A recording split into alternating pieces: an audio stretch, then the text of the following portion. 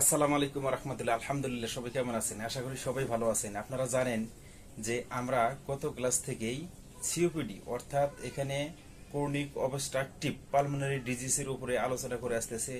তো আপনারা অনেকগুলো প্রশ্ন করেছেন যে বর্তমানে শীতের শুরু অর্থাৎ আবহাওয়া চেঞ্জ হচ্ছে, এজন্য যে পরিমাণে সর্দি কাশি এবং ঠান্ডাজনিত যে সমস্যাগুলো, নাক দিয়ে পানি পড়া, হাসি কাশি এবং প্রচুর পরিমাণে কফ, তো এইগুলোর জন্য কি চিকিৎসা দেওয়া যায়? তো আমরা ইতিপূর্বে অসংখ্য আপনাদেরকে এই কাশের চিকিৎসা বা এই সিওপিডির চিকিৎসা আপনাদেরকে আমরা দিয়েছিলাম। তো আজকে তারপরও কিছু চিকিৎসা দেওয়ার চেষ্টা করব যেগুলো আপনারা জানেন, তারপর জানেন এবং জানার পরেও যারা প্রশ্ন করেছেন তাদের ক্ষেত্রে আমি বলবো যে দেখেন, আজকে আমি যে বিষয়টি নিয়ে আলোচনা করব সেটা হলো যে যে কারণে কাশি ভালো হয় না। এখন আপনার কাশি ভালো হচ্ছে না অর্থাৎ আবহাওয়া চেঞ্জ হওয়ার কারণে আপনার কাশি শুরু হয়ে গেছে বা নাক দিয়ে পানি পড়তেছে, হাসি আসতেছে, তো এই কফ কাশি ভালো হচ্ছে না কেন? যারা আপনারা চিকিৎসা পেশায় জড়িত তারা অবশ্যই এই কথাগুলো মাথায় রাখবেন যে কেন কাশি ভালো হচ্ছে না।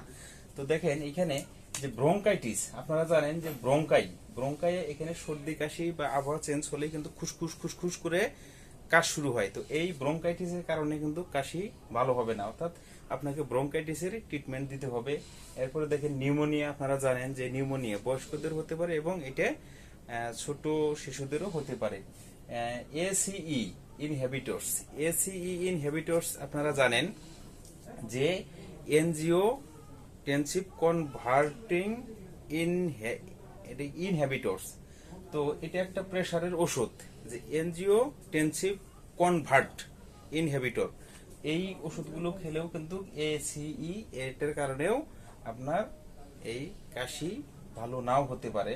তারপর দেখেন পোস্ট নেজাল ড্রিপ সিনড্রোম, যেটা আমরা বলি যে পোস্ট নেজাল ড্রিপ, এটির কারণে শ্বাসতন্ত্রের সমস্যা হয়, গলায় খুসখুস খুসখুস করে কাশ শুরু হয়ে যায়।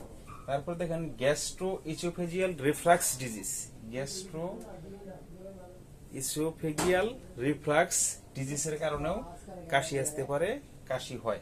অ্যাজমা বা হাঁপানি শ্বাসকষ্ট যেটাকে বলি না কেন, এই অ্যাজমার কারণে কিন্তু কাশি হয়। এবং সিওপিডি, আপনারা জানেন যে COPD chronic obstructive pulmonary disease, এই সিওপিডির কারণেও কাশি ভালো হয় না। ফুসফুসের ক্যান্সার বা ফুসফুস স্টেনোসিস, অর্থাৎ ফুসফুসের যে বায়ুর যে প্রবাহগুলো এগুলো কমে যাওয়ার কারণেও কাশি শুরু হতে পারে।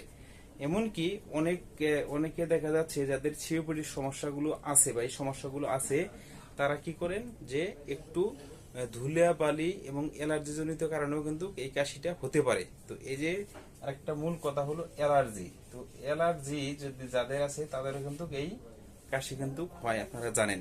তো এই কাশির চিকিৎসা আমরা অবশ্যই আপনাদেরকে এই কাশির চিকিৎসা বা এই রোগগুলো সম্পর্কে জানানোর চেষ্টা করব। তার মধ্যে দেখেন যে চিকিৎসা এখানে কফ এন্ড কোল্ড ড্রাগস, কফ এবং কোল্ড ড্রাগস, আর একটা হলো যে রেসপিরেটরি স্টিমুলেটস এন্ড পালমোনারি সারফেস্টেন্টস, এই ড্রাগগুলো দিয়ে কিন্তু আমরা চিকিৎসা করব। তার মধ্যে আমরা একটি মাত্র, অর্থাৎ এখানে দেখেন যে কফ এন্ড কোল্ড যে ড্রাগগুলো, এই ড্রাগগুলো নিয়ে আলোচনা করার চেষ্টা করব।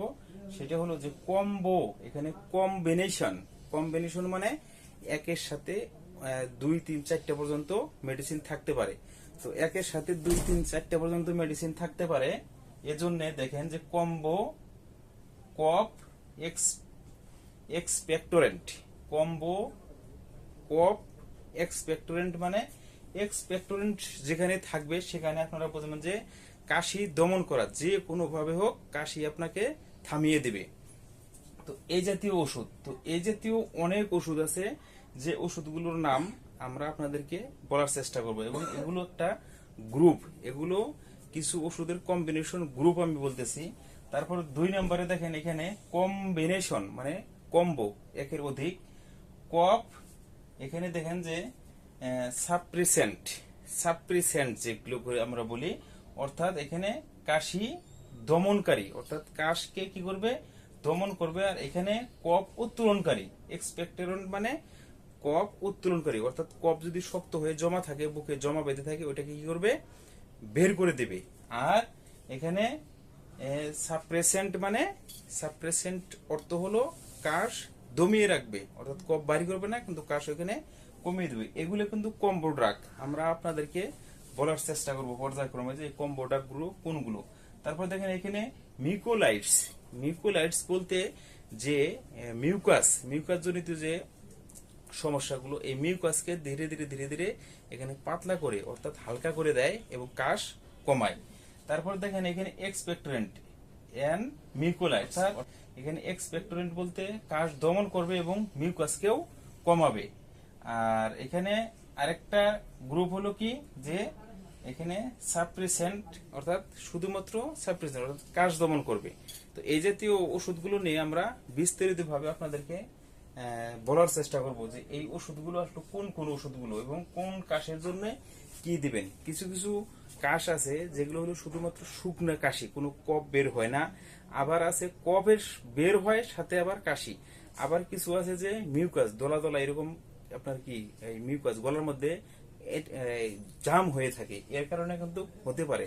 তো এগুলো কম্বিনেশন, 2-3টা ওষুধ একত্রেও আছে, আবার এগুলো মোটামুটি একদম একা একাই আছে, অর্থাৎ একটি মাত্র ওষুধ দিয়ে একটি ওষুধ তৈরি। যেমন হলো যে মিউকোলাইটের একটা ওষুধের নাম হলো কি অ্যামব্রক্স।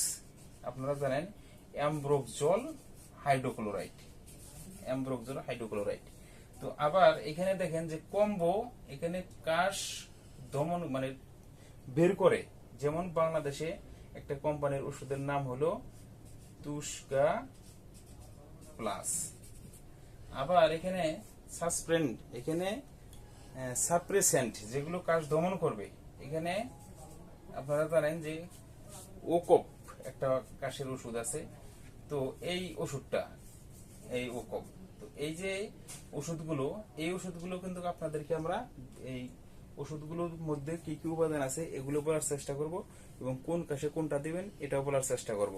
তো আপনারা জানেন যে আপনাদের সংক্ষিপ্ত, অর্থাৎ আপনাদের এই সংক্ষিপ্ত কোর্সে আমরা শুধুমাত্র ধারণা দেওয়ার চেষ্টা করি, আর বাকিটা আপনারা আপনাদের ব্রেনকে, অর্থাৎ আপনাদেরকে মেধাকে খাটিয়ে এবং রোগীর উপর রোগের তীব্রতা এবং রোগীর ধরন অনুযায়ী চিকিৎসা দেওয়ার চেষ্টা করবেন।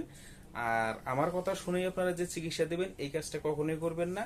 অবশ্যই একজন বিশেষজ্ঞ ডাক্তারের পরামর্শ নেবেন এবং সেই অনুপাতে চিকিৎসা দেবেন। আজ এ পর্যন্তই, দেখা হবে আগামীতে। আমরা এই কাশের ওষুধ নিয়ে বিস্তারিত আলোচনা করার চেষ্টা করব। এ পর্যন্ত সবাই ভালো থাকবেন, সুস্থ থাকবেন। আল্লাহ হাফেজ।